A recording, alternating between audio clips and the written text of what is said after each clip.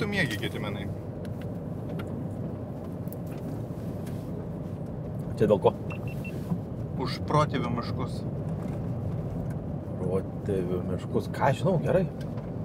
Nu, kaip aš gerai. Nu. Ką Mikui galėtum atsakyti, kuris teigia, kad tu nemiegosi? Mikas tiesiog, ne? Mikas tiesiog. Būtų įdomu paskrolinti jo Facebook'o profilį.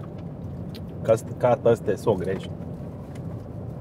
Kęstutis Gerulis. Įdomu, čia pavardė Gerulis, ar iš tikrųjų yra Gerulis? Įdomi skamba, ne?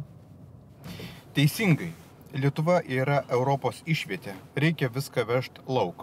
Čia tas kaip VC? Jo. Ai. Europos. Jisai teigia, kad Lietuva yra Europos tualetas ir viską iš jo reikia vežti lauk. O tai kas jau priešika? Jeigu į hektarą yra sodinama eglės sodinukų 3000, tai jeigu pasakysiu, kad per savo darbo stažą esam atsodinę kokį 60 hektarų. 3000. 180 000 medelių, kaip skambėtų. Čia neskaitant to, ką dabar važiuojam filmuoti, kas tų miškų, kurių nereikia sodinti. Kurie atauga patys savaime